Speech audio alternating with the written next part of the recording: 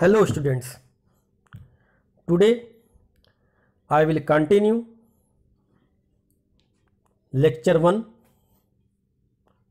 some basic concept I need to learn and understand the nature of chemistry of class 12th. Here I will discuss the second need, which is helpful to learn and understand the basic requirement of chemistry.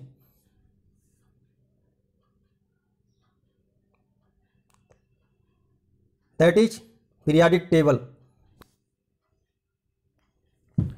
This is most useful tool to learn the chemistry. In this table, basically I have to focus only on atomic radius.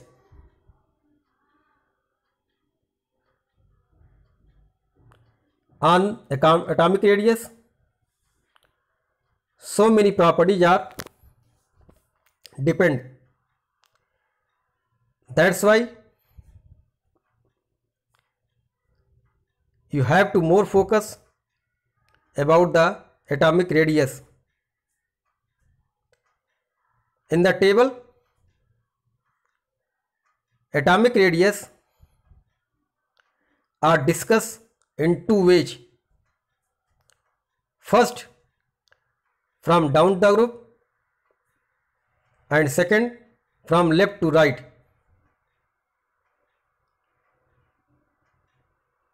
In point first, down the group, as you know that the number of cell increases, that's why atomic radius also increases. This atomic radius also increase the metallic property down the group, but electronegativity decreases. On metallic property, so many characters are also depend. Just like you can find the basic order down the group. More the metallic property, more will be the basic nature of oxide. For example, if anyone is ask you out of lithium oxide and sodium oxide, which is more basic, then you have to find the trend in the periodic table, which element out of lithium and sodium come down the group. These two elements belong to group first, in which the sequence is lithium, sodium, potassium, rubidium, cesium, francium. Now sodium come down the group, then lithium. That's why the oxide of sodium is more basic in nature. Second point, from left to right, atomic radius decreases due to increase in effective nuclear charge. As a result, non-metallic property increases from left to right and electronegativity also increases. The non-metallic property generate the acidic character. Just like one example, if I am taken, that is out of ammonia and water which is acidic in nature. In this condition, you have to focus on the element. In ammonia and water, hydrogen is common element, but nitrogen and oxygen are different elements. So that's why we have to focus on nitrogen and oxygen. Oxygen come after nitrogen from left to right. That's why oxygen is more electronegative and more non-metallic, and hence water is acidic than ammonia. Look the trend given in the diagram. Atomic radius along a period decreases, but down the group increases. In same sequence, electronegativity from left to right increases, but down the group decreases. By understanding this, you can find the general trend of different properties in the periodic and groups. So first given atomic radius along the period from left to right decreases, but from group down the group increases. Second, ionization enthalpy. It also depends upon atomic radius. More the atomic radius, less will be the ionization energy or enthalpy. That's why ionization enthalpy increases from left to right due to decrease in atomic size, but decreases down the group due to increase in atomic size. Same trend for the electronegativity. From left to right increases, but down the group decreases. Next property, electron affinity, that is also known as electron gain enthalpy. It also increases from left to right and decreases downward the group. Next property, covalent character of halides. In this condition, you have also to follow the Fajan rules. Small the size of cations and large the size of anions. More will be the polarization, and that's why more will be the covalent property. In this condition, covalent property increases from left to right and decreases down the group. Next property, metallic character. This metallic character also depends upon the atomic size. Metallic character increases down the group but decreases from left to right. Next property, oxidizing nature. Oxidizing nature means oxidizing agent, that is the element which oxidize other element but itself get reduced. This property also depend upon the atomic size. Decrease in atomic size increase the oxidizing nature from left to right and decreases down the group. In the same manner, reducing property increases down the group but decreases from left to right. Like that, we can understand many properties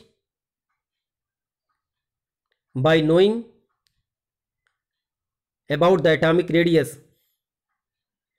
This topic I had taught you in class 11th. So you can see from notes given by me.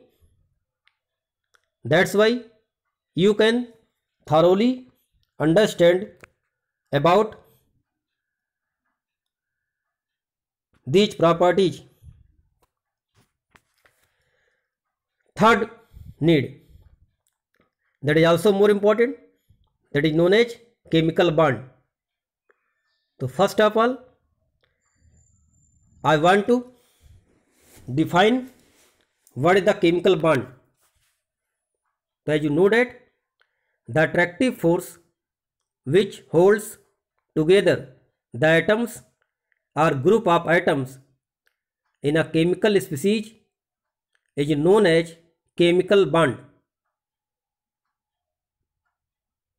As you know that why the chemical bond formation take place, you can also define this.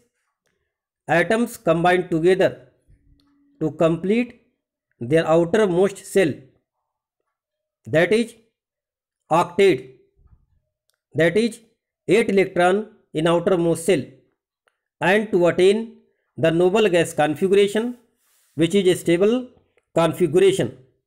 That's why atoms come closer to each other and form so many chemical bond. The strength of chemical bond you can learn like this. Indian cricket में हैं Dhoni wicket keeper.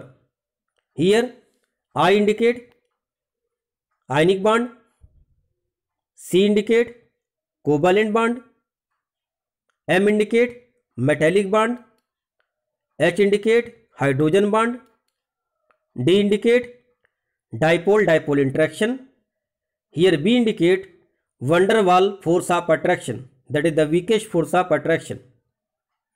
Now let us define ionic bond. Here Indian means ionic bond. Ionic bond formed from complete transfer of electrons between metals and non-metals. The metal belong to the basically S block elements and the non-metal basically belong to group 15, 16 and 17. Let us take one example. Lithium fluoride. Lithium contains 1 electron in the outermost shell and fluorine contains 7 electron in the outermost shell. If 1 electron from lithium is transferred to the fluorine, now lithium get 2 electron and fluorine get 8 electron in the outermost shell. Now lithium plus behave as helium, that is the inert gas, and fluorine behave as neon, it is also inert gas. By this, two type of chemical species is generated. One which lose electron is known as cation, and the other which gain electron is known as anion. The lithium containing positive charge is known as cations and fluorine containing negative charge is known as anions. Here the electrons are transferred.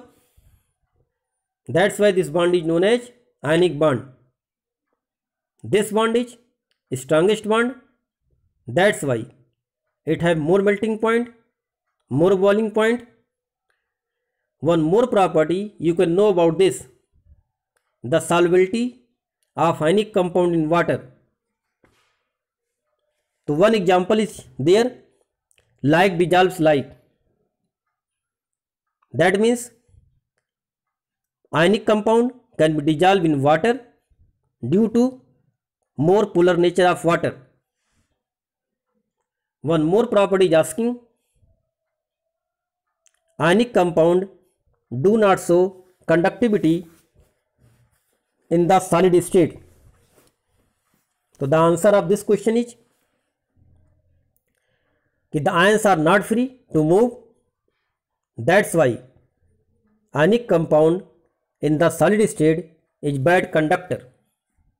But when ionic compound dissolve in water, Now the ions are free and they become good conductor of electricity.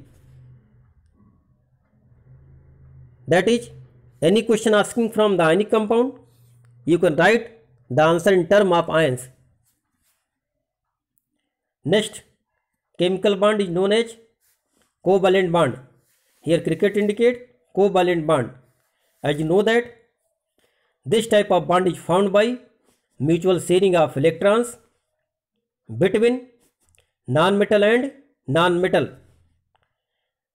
This type of covalent bond may be of two types. One is known as non-polar covalent bond and the other is known as polar covalent bond. Here in the non-polar covalent bond, the sharing of electron take place between two similar atoms and the shared electron pair lie in the center. That's why a symmetrical electron cloud are present around these elements and hence no charge separation take place. That's why no polarity develop and hence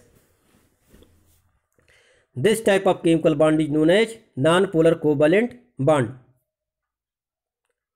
In case of polar covalent bond occurs between two different elements. One element should be more electronegative and other will be less electronegative. What happens here? The electronegative elements always pull the shared electron pair towards itself. That's why around the center of electronegative elements electron density is more and hence it develops negative charge, and the other elements where the electron density is low got the slightly positive charge. Look the example of HF. The fluorine is more electronegative elements than hydrogen. That's why the paired electrons share electrons shift to the fluorine and hence fluorine got partially negative charge and H got partially positive charge. Here two poles are developed, positive poles and negative poles. That's why the molecule is known as polar covalent bond molecule. Next, Me means metallic bond. Metallic bond is formed between various kernel. What the kernel? After removing of outer metal electron, the left positive part is known as kernel and the valence electron is known as metallic bond. Here we are taken one example. If any metal is heated, it loses electrons. Now Mn plus is known as kernel and any electrons means number of electrons which are mobile and free. So the bond formed between Mn plus and Ne minus is known as metallic bond. This bond is present in the metals of S block, D block and F block elements. Here the conductivity, the color, luster is always due to free and mobile electrons, which is responsible for conductivity either in liquid state, either in solid state, either in gas state. Next, He means H bond. It is a special case of dipole-dipole interaction exists between hydrogen atom is linked to a highly electronegative atom, that is FON, fluorine, oxygen and nitrogen. It is of two types. One, intermolecular hydrogen bond. Second, intramolecular hydrogen bonding. In intermolecular hydrogen bonding, the bond is always formed between two same molecules or two different molecules. That's why it is known as inter. Inter means between two, and intra means within one. Here, one example is there, orthonitrophenol. It is a single molecules, and the H bond is formed in the single molecules. That's why this bond is known as intramolecular hydrogen bonding. Now, we have to focus on the importance of H bonding. This H bonding help you in so many chapters in the class 12th. Some applications I will discuss here. First, abnormal behavior of water. Now you know that the boiling point of water is more due to hydrogen bonding. Second, association of molecules as in the carboxylic acid. That is, if we taken one example, acetic acid in benzene. If we dissolve acetic acid in benzene, so what happens here? The acidic acid are joined by acetic acid.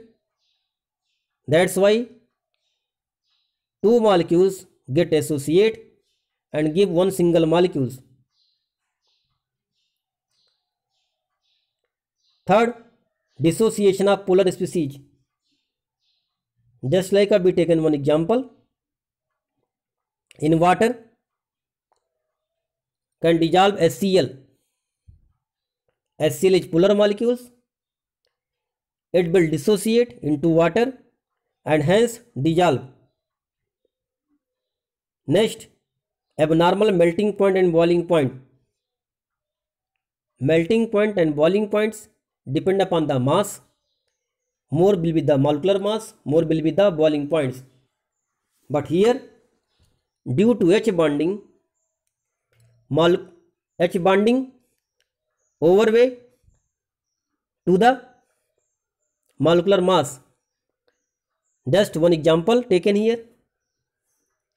Out of H2O and H2S, which have more boiling point, so then answer is H2O, because H2O have H bonding. Even H2S have more molar mass, but due to H bonding, the boiling point of water is more than H2S. Next point, enhance solubility in water. As you know that कि water have property to dissolve so many compounds, so some questions are arises कि why the alcohols dissolve in the water, why the sugar dissolve in the water, why the acid dissolve in the water. So only one answer you have to give, due to H bonding. Next, hydrogen bonds are important in the biological system such as proteins, nucleic acid, that is DNA and RNA. So DNA is the double strand. As you know that here 4 bases are there. These bases are also attached by the H bonding. That's why the H bond is most important topic of the chemistry. Some more thing I have to explain you. Just a relationship of hydrogen and vapor pressure. The more the vapor pressure, less will be the hydrogen bonding. Next, boiling point directly proportional to hydrogen bonding. More the H bonding, more will be the boiling point. Melting point also directly proportional to the H bonding. More the melting points, more will be the H bonding. Solubility also proportional to H bonding. More the H bonding, more will be the solubility. One more thing you have to know about the viscosity. One examples are given here. Glycerol, that is glycerine, and water, out of both which are more viscous. In that condition your answer is glycerol. This is also due to the more H bonding. Thank you dear.